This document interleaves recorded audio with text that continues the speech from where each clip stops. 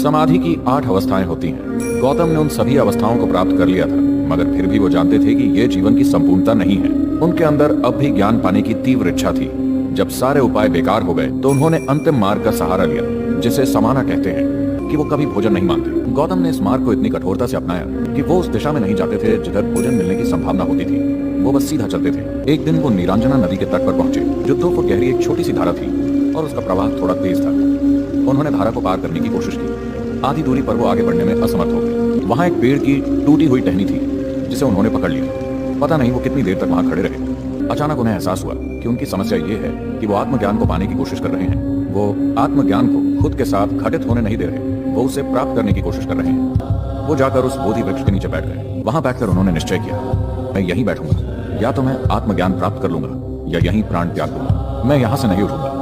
और उन्होंने परम ज्ञान प्राप्त किया।